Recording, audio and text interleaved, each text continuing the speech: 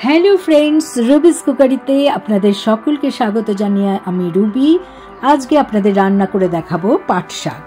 পাট শাক বাংলাদেশের একটি প্রধান শাক, যা এখন বাণিজ্যিক ভিত্তিতে চাষ করা হয়।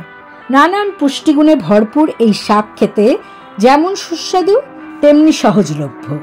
এই শাকে আছে বিভিন্ন ঔষধি গুণ। এই শাকে আছে iron, calcium, magnesium, phosphorus, vitamin C, E, আরও আছে অ্যান্টিঅক্সিডেন্ট। এই ফাইবারযুক্ত শাক শরীরের রোগ প্রতিরোধ ক্ষমতা বাড়ায়। তাহলে দেখে নিন আজকে আমি এই শাক কিভাবে রান্না করলাম। আমি এক আঁটি শাক বাজার থেকে এনেছি এবং পাতাগুলোকে এভাবে বেছে নিচ্ছি। মাঝখানের এই শক্ত শিরাটা বেশিরভাগই বড় বড় পাতার ক্ষেত্রে এটা অবশ্যই ছাড়িয়ে নেবেন। যেগুলোর ছোট পাতা বা কচি পাতা সেগুলোর ক্ষেত্রে এটার দরকার হবে না। তা আমি এইভাবে বড় পাতাগুলোকে সুন্দরভাবে বেছে নিলাম।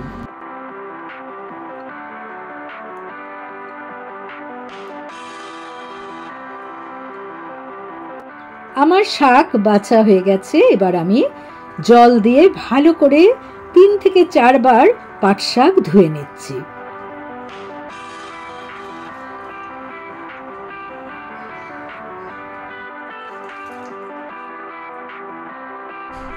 পাট শাক জল ঝরা হতে দিলাম এবং এর সাথে আমি সামান্য কুমড়ো আর একটা মিডিয়াম সাইজের আলু ব্যবহার করব।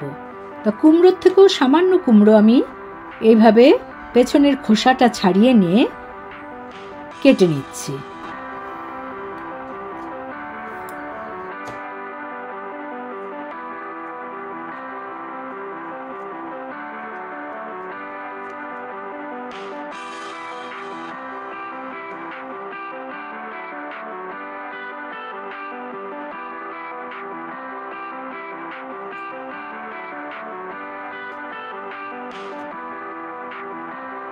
আমি এভাবে ছোট ছোট চৌকো সাইজ করে কেটে নিলাম।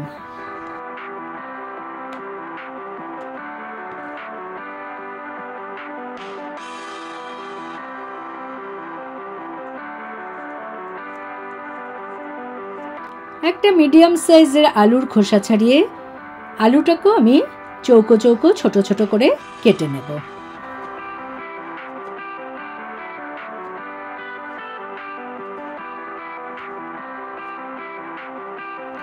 আলু আর কুমড়ো কাটা হয়ে গেছে। এবার আমি শাকটাকে কুচিয়ে নেব।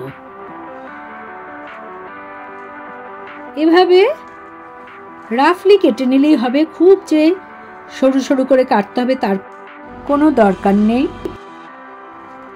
এভাবে কেটে নেবেন। এই শাক অবশ্যই ধুয়ে কাটতে হবে, কারণ এই শাকে একটা পিচ্ছিল ভাব থাকে, যেটা কাটার পর ধুতে গেলে একটু অসুবিধায় পড়তে হবে। আমি একটা কড়াতে 1.5 টেবিল স্পুন সর্ষের তেল দিলাম। তেল গরম হওয়ার পর তাতে 2টো শুকনো লঙ্কা দিয়ে দিলাম এবং 1/2 টিস্পুন কালো জিরে অ্যাড করলাম। কালো জিরেটা ভালো করে ভাজার পর আমি তাতে প্রথমে আলুর টুকরো অ্যাড করে দিলাম, কারণ আলু সেদ্ধ হতে একটু টাইম লাগে। আলুটাকে আগে আমি একটু সামান্য লাল করে ভেজে নেব। এবারে আমি কুমড়োর টুকরোগুলো মিশিয়ে দিচ্ছি।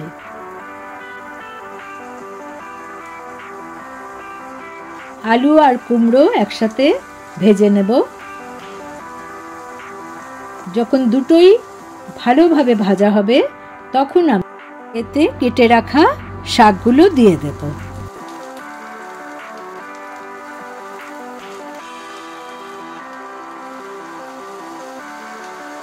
সবকিছু একসাথে মিশিয়ে নিচ্ছি। শাক থেকে সামান্য জল বের হচ্ছে। আমি এই অবস্থায় 2 মিনিটের মতো নাড়ার পর এতে স্বাদ মতো লবণ অ্যাড করে দিলাম। 1/4 টিস্পুন হলুদ অ্যাড করে দিলাম। আবারও সবকিছু ভালো করে নেড়ে নিচ্ছি। আমি মিডিয়াম ফ্লেমে 2 মিনিটের জন্য ঢাকা দিয়ে রাখলাম।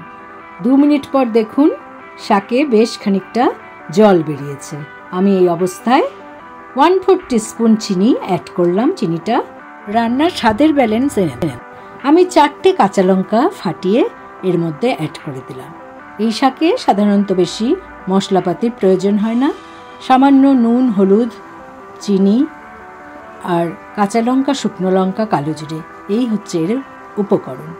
তা আমার রান্না শেষ বন্ধুরা। এইভাবে বাড়িতে পাট শাক বানিয়ে দেখুন কেমন লাগে।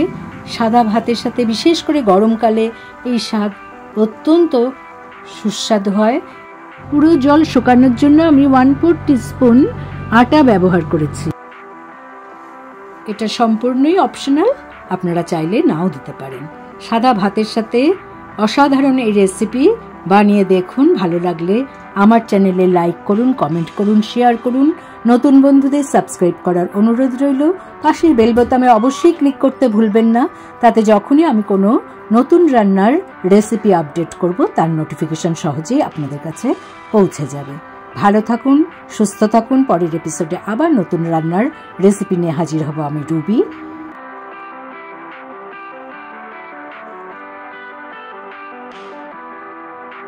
Thanks for watching.